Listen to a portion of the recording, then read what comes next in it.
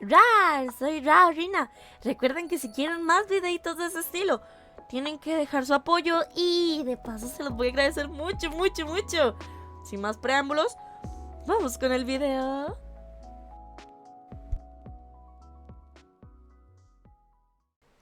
El terror de lo que no deberías ver, hecho por Cinematics. ¿A qué se refiere? I don't know. Nelson, muchas gracias por tu follow, pero vamos a descubrirlo, supongo. A ver.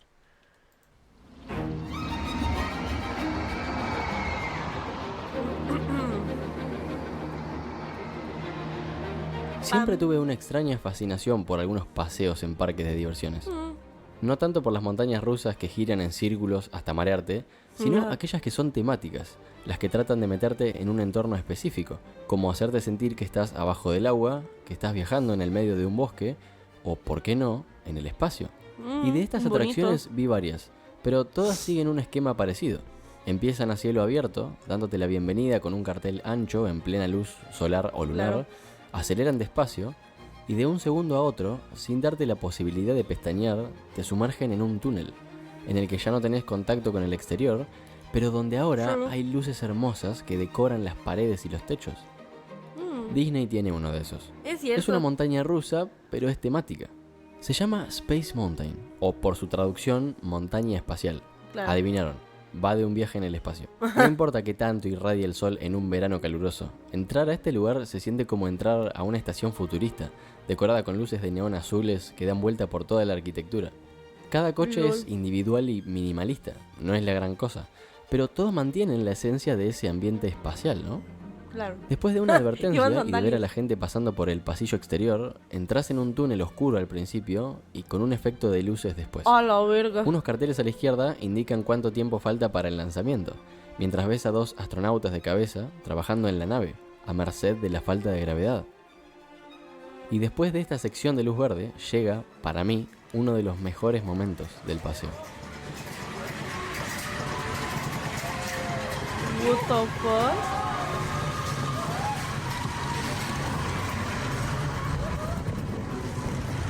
No veo un choto, weón. Eso está re oscuro, pero qué bonito.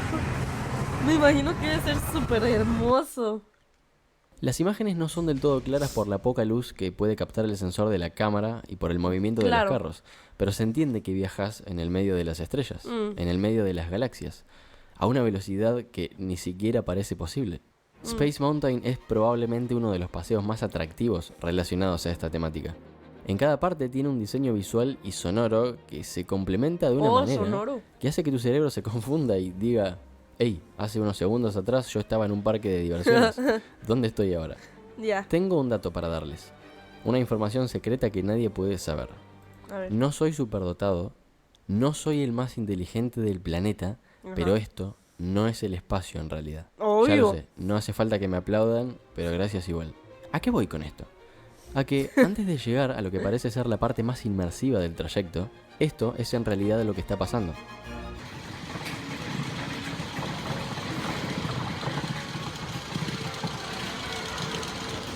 Cientos de pantallas de proyección retroiluminada, colocadas una de forma consecutiva a la otra. Estructuras de acero y concreto que mantienen toda la maquinaria en funcionamiento y parlantes de alta calidad que emiten ondas que llegan a tus oídos y te mienten. Ver esto, obviamente, hace perder la magia. Claro. Hay una frase que describe muy bien a estas imágenes. No deberías ver esto. Puede ser. Oh, we shut down! Oh no! Brakes! Oh my god!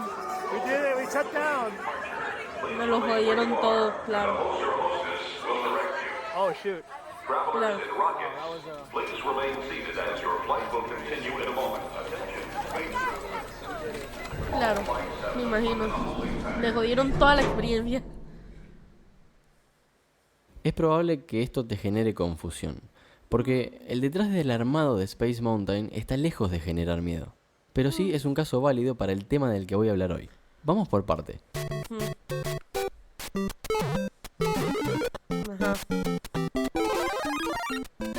Los videojuegos son un medio que evolucionaron muchísimo desde la era de los 8 bits. Poner un fragmento de un título de esa época a comparación de uno actual resulta en una diferencia incluso absurda. Parece que estás viendo dos medios diferentes. Hoy en día, cuando un grupo de desarrolladores trabajan para intentar conseguir escenarios fotorrealistas, un diseño de sonido envolvente, una buena historia, mecánicas y dinámicas interesantes, entre otras cosas, a veces lo que quieren conseguir con esto es que el jugador se sienta parte de ese universo ficcional.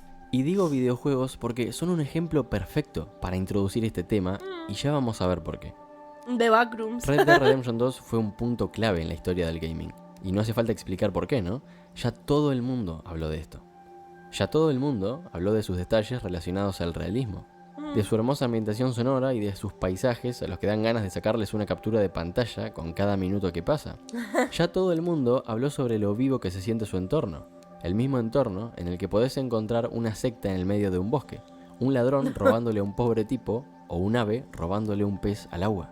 Ya todos hablaron sobre las virtudes de Red Dead Redemption 2, pero muy pocos, y aunque casi no tenga, sobre sus fallos. Quiero centrarme específicamente en uno solo de ellos. No son muchas las personas en Reddit que hicieron una publicación sobre esto, pero sí coinciden en algo. Todos ellos vieron lo mismo. El miércoles 13 de mayo de 2020, un usuario de Reddit publicó lo siguiente. Estaba andando a caballo a lo largo de México y encontré un cubo negro flotando en el cielo.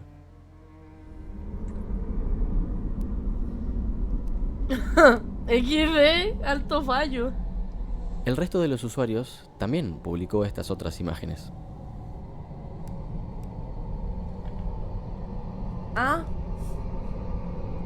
LOL. Creo que es importante un mínimo de contexto antes. En general, en un programa de diseño 3D o en uno para desarrollar videojuegos, hay una escena que viene por defecto.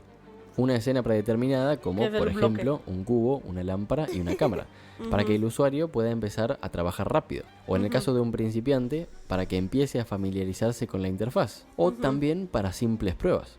Para probar si una simulación de fragmentación funciona correctamente, ok, no me voy a matar creando una mega estructura. Tengo este cubo, lo pruebo en él. Claro. El cubo de Red Dead Redemption 2 no parece ser otra cosa que el cubo de este tipo de programas. Claro. Es decir, un error en el juego. Un error llamado glitch. ¿Intentaste dispararle o volarlo con algo?, preguntó uno de los usuarios, a los que el autor de la publicación respondió. No, tenía miedo de que pudiera desencadenar algo y estaba ocupado tratando de llegar a Warma. Otro usuario dijo, no le tengo miedo a ningún hombre. Y después concluyó, pero esa cosa, el cubo, me asusta. Después de haberme encontrado con esta anécdota y volviendo a lo que dije al principio, ¿qué pedo con el cubo? solo hay una frase con la que me quedo. ¿Incomodidad? No deberías estar viendo eso. La gente que me conoce sabe que tengo o un problema o una virtud. No sé bien qué es, pero es lo siguiente. Me gustan los lugares raros, los espacios liminales, los entornos vacíos, las ciudades postapocalípticas. ¿Alguna vez escuchaste hablar del llamado Out of Bounds? Si nunca escuchaste hablar de esto y no entendés qué significa, felicitaciones. En este video vas a entender menos. Out of Bounds, por su traducción, significa fuera de los límites. Claro, falta mucha información acá. ¿Qué límites? Bueno, en deportes podría significar que el jugador o la pelota salen del campo de juego reglamentario, por ejemplo. En informática se puede usar para describir situaciones donde los datos están fuera del alcance o no disponibles en una red. En una fábrica de cervezas puede ser el nombre de la empresa. Pero lo que me interesa es otra cosa. Si buscas Out of Bounds en internet, varias de las imágenes que aparecen son carteles. Carteles que indican el límite de una zona. A veces son espacios cerrados, a veces abiertos. Hay miles de ejemplos de lo que salir de los límites significa. El hecho de salir del mapa de un videojuego, el momento en el que quitas la vista de la pantalla del cine y ves el proyector, el instante en el que observas el armado de una montaña rusa, o un error en la realidad, adentro de una película de ficción, por ejemplo. La pregunta es, ¿qué tienen de raro estos lugares?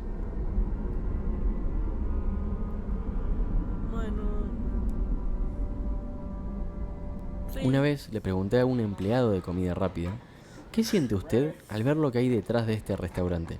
¿No le ve una concepción antropológica? Y su respuesta fue más que interesante. Que qué carajo hacía en la cocina. En un paseo turístico por un lugar abandonado, el guía va a decirte que hay una zona a la que no se puede pasar.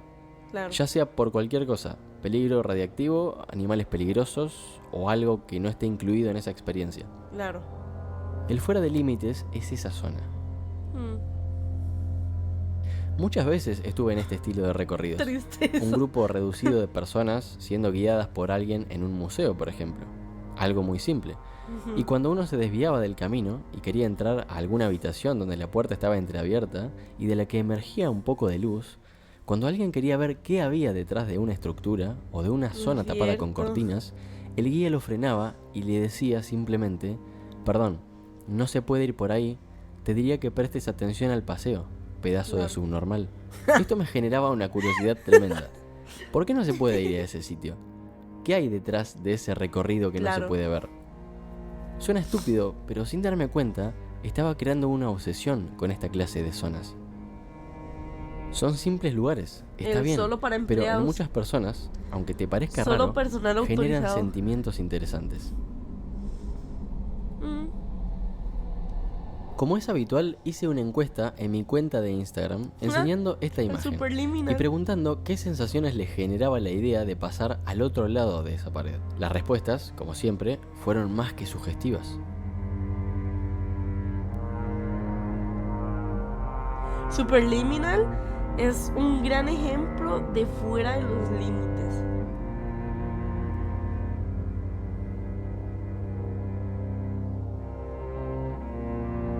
Vértigo. Usar a los juegos para ejemplificar las zonas fuera de los límites es un caso excelente, porque este medio tiene un espacio virtual diferente a otros medios. Claro. En una película hay un espectador, una pantalla, y todo lo que ocurre en esa pantalla se da en un espacio ficticio. Ves un mundo diferente al tuyo. Tus auriculares, la taza de café que hay en tu mano o el monitor en el que aparecen las imágenes están en una realidad distinta, pero no podés ir más allá en el mundo de la película. Y en un libro pasa lo mismo. Saber lo que hay detrás de la puerta de una habitación solo es posible si el personaje decide abrirla, no el lector. Tienes razón. Ahora bien, los juegos proponen espacios virtuales que siguen romperse, en general por errores internos. Forgive me for saying, but you look like the kind of lunatic who wants to change things. There's a file at these coordinates. Get your hands on it. We'll talk more then. El jugador puede estar en un escenario y de un segundo a otro atravesar una pared, un techo o un suelo que no debería. Como en VR. Esto es algo que no siempre va a generar inquietud, obviamente. A ver, este fragmento de Euro Truck Simulator me causa mucha gracia, por ejemplo, no voy a mentir. Superliminal es un juego que se basa en una premisa clara. La percepción es la realidad. Esto significa que puedes agarrar objetos y jugar con las perspectivas para cambiar sus tamaños. Los entornos son un poco raros, pero no difieren de lo que serían los pasillos de un hotel común y corriente, ¿no? La mayor parte del recorrido inicial está acompañado de esta luz cálida, un piano relajante y una voz femenina que dice cosas como: Terms of service accepted. Congratulations on falling asleep. Welcome to Somnasculpt. Your progress may be monitored by qualified specialists. El juego no falla en entretenerte. Es inevitable que a cada objeto que agarres quieras cambiarle el tamaño, que a un cartel lo levantes por los aires y lo dejes caer en quién sabe en dónde. En un videojuego de este tipo, ¡Buah! donde solo ves un interior con 4 paredes que lo delimitan, esto es raro que pase. Es decir, el hecho de que un objeto caiga detrás de las paredes. Los desarrolladores, en general, delimitan estas zonas para que los elementos de un acertijo no se vayan de los límites a los que puede acceder el jugador. En definitiva, en estos espacios virtuales, las paredes existen por una sola y sencilla razón. No hay nada que sea importante más allá de ese espacio. Claro. Fue imposible que no me ganara la curiosidad y no usara otro cartel para agrandarlo 1, 2, 3 veces y usarlo como rampa para ver qué había detrás.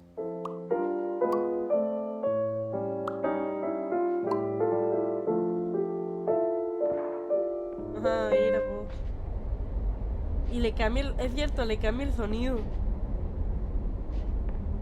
La música se detuvo en ese momento, en el preciso sientes momento en el que incómodo. crucé al otro lado. Andamios eléctricos, plataformas de madera, cajas encintadas. pizarras con diseños, fórmulas matemáticas y nombres de materiales escritos con fibrón. No sé por qué, pero este espacio se sentía amenazador. ¿Sí? Desde el principio recorres varios pasillos y entras a varias habitaciones muy parecidas. Como dije, con esa luz cálida, una arquitectura específica, decoración con cortinas y paneles casi artísticos. Pero esto es diferente. La música ya no se escucha desde el parlante del otro lado, la iluminación es fría y no tiene la intención de embellecer nada, simplemente de iluminar. El piso está sucio y desgastado, y sobre las paredes hay soportes de madera que ayudan a contener toda la estructura. Una estructura que fue diseñada para que estés ahí adentro, no afuera.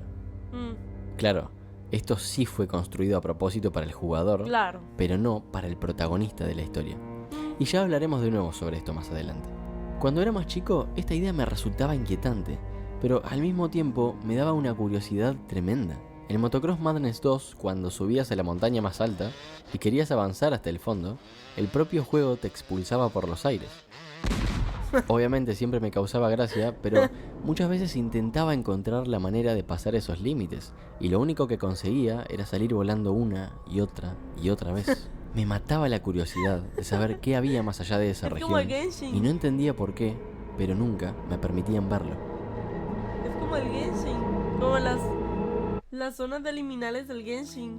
¿Lo han visto? Cuando compré La ciudad y la ciudad, la novela de China Miéville, escrita en 2009, lo hice por un solo motivo, y es el lugar en el que transcurre la historia.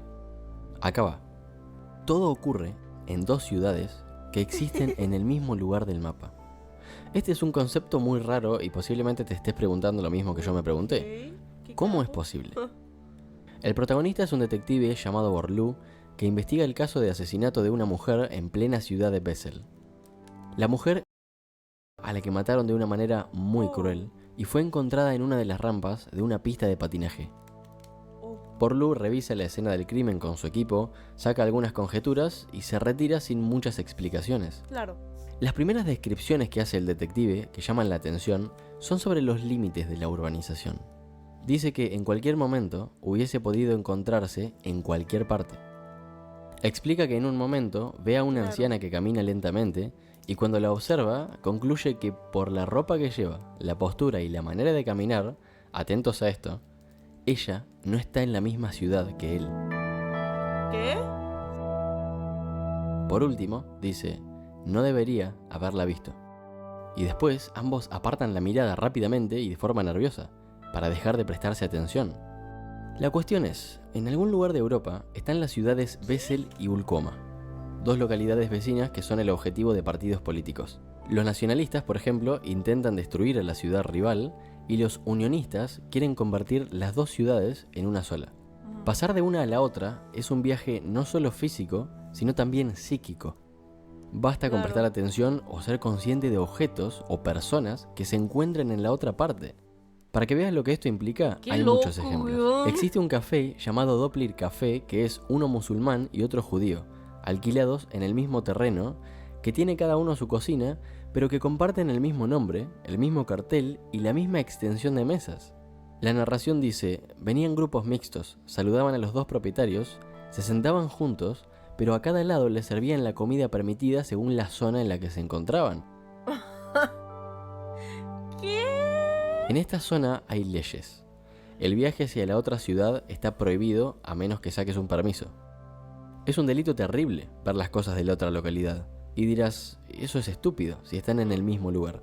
Bueno, no realmente. Los habitantes han aprendido a lo largo del tiempo algo así como desver o desescuchar cosas. Claro. Por la mañana los trenes pasaban por una línea alzada a unos metros de mi ventana. No estaban en mi ciudad. No lo hice, por supuesto. Pero podría haber fijado mi vista en los vagones y haberme encontrado con los ojos foráneos de los pasajeros. Solo habrían visto un hombre delgado que acababa de entrar en la mediana edad, con el pijama, el yogur y el café de la mañana. Habitualmente solo, aunque de vez en cuando dos mujeres de su misma edad podrían estar allí. Pero nunca a la vez. ¿Qué? Las descripciones de la ciudad y la ciudad muchas veces no son tan difíciles de imaginar. Bulkovstrasse, por ejemplo, es una calle entramada, lo que significa que la arquitectura se mezcla una con otra. Los edificios vecinos de una localidad son 1 o 3 pisos más altos que lo de su vecina. Por eso los de Bessel a veces sobresalen. Los vehículos en ocasiones se atraviesan entre los edificios, las luces de una ciudad iluminan a los edificios de la otra, y las personas que caminan en la calle, algunas son de un lugar y otras del otro. Del otro, claro. LOL. La frontera de Costa Rica con Panamá. En mi imaginación, Sarisca se burló de mí cuando me di la vuelta para mirar esa ciudad de luces nocturnas. Y esta vez miré y vi su ciudad vecina. Ilícito, pero lo hice. ¿Quién no lo ha hecho alguna vez?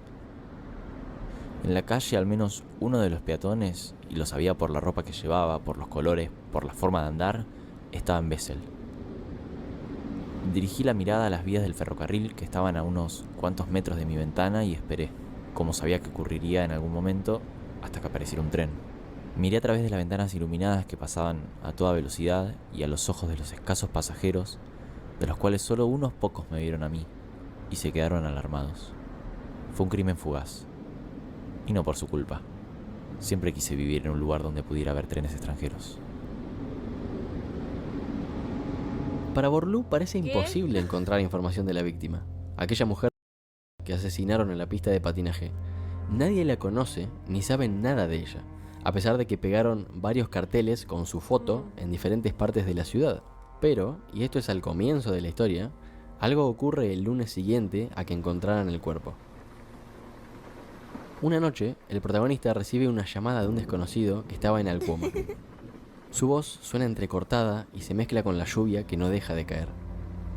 El extraño dice que no quiere revelar su nombre y Borloo le explica que no es nada ilegal lo que están haciendo. Tranquilamente pueden hablar por teléfono dos personas de distintas ciudades.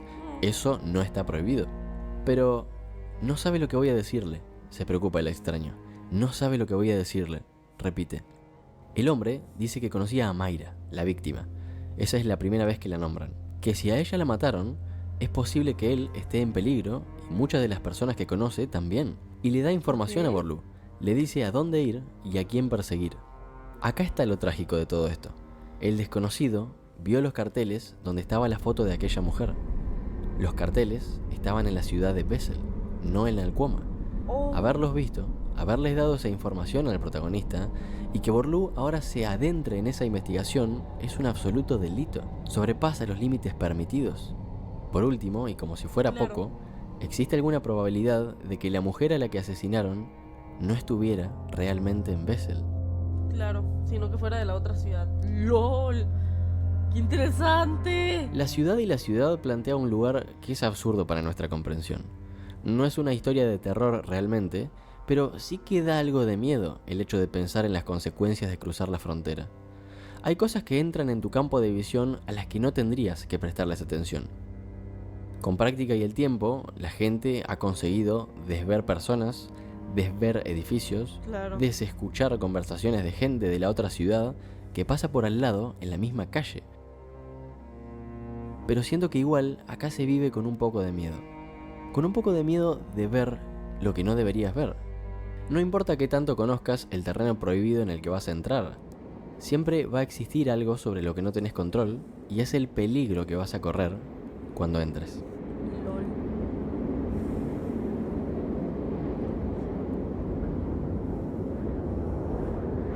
Ahora quiero comprarme el libro. El Salar de Uyuni es el mayor desierto de sal del mundo, con una superficie de 10.582 kilómetros cuadrados.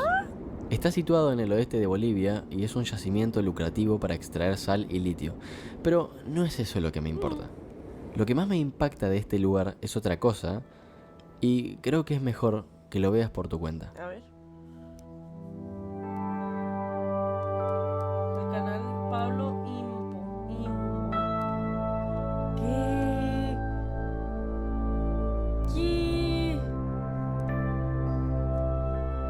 ¿Qué?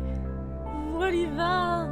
Durante algunas partes del año, los lagos cercanos se desbordan y una capa fina de agua se deposita sobre la superficie, haciendo que toda el área refleje el cielo. Está lejos de ser inquietante, pero sí comparte una emoción parecida a la de cualquier error digital. No solo la sensación de perderse, sino la de perder la conexión.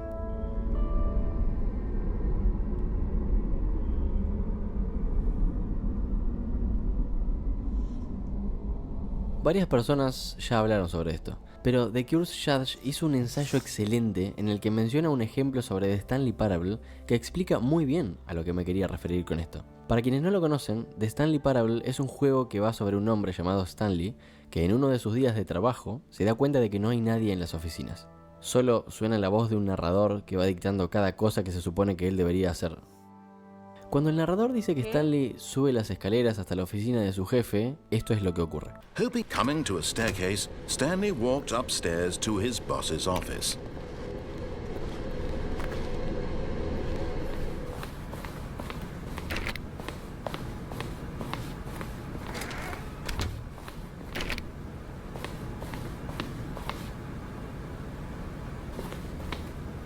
Stepping into his manager's office, Stanley was once again stunned to discover not an indication of any human life. Ahora bien, hay otra cosa que puedes hacer una vez que estás arriba. Stepping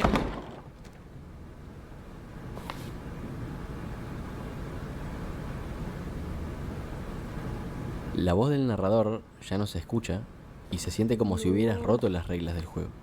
Claro. Ahora estás verdaderamente solo. Esto no debería estar pasando.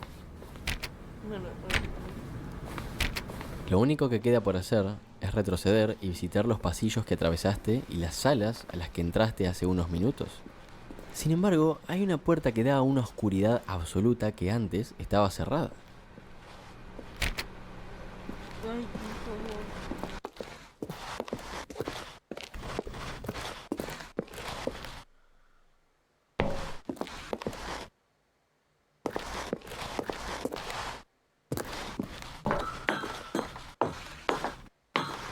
¿cómo no?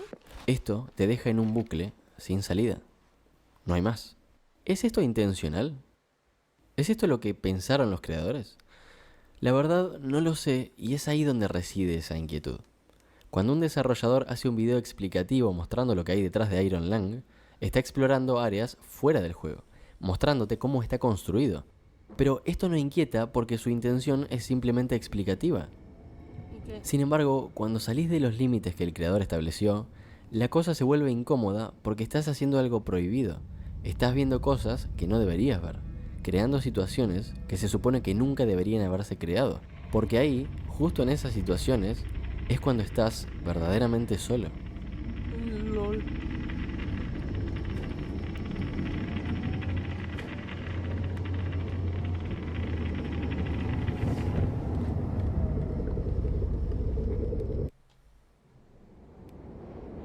El miedo es una respuesta ante situaciones de peligro. Ver algo prohibido en la realidad es un riesgo cuando no conoces qué es con lo que vas a encontrarte. Bueno, Crecer en una ciudad rodeada de montañas puede hacer que la primera vez que visites la frontera tengas la sensación de que vas a caerte del mundo, por más absurdo que parezca. es cierto. Algunas de estas zonas se sienten como lugares incompletos, lugares que no fueron hechos para nosotros. Es un miedo raro, es cierto, pero termina siendo familiar. Es miedo a perderse, a perder la conexión con algo. Miedo a quedarse en soledad, pero más que nada, miedo a saber que por mucho que haya acá ahora, ahí atrás, no existe nada. Me gustaría que compartan en un comentario si alguna vez tuvieron una experiencia de este estilo. Creo que va a estar bueno intercambiar anécdotas. Muchas gracias por llegar hasta acá. Les mando un abrazo y nos vemos la próxima.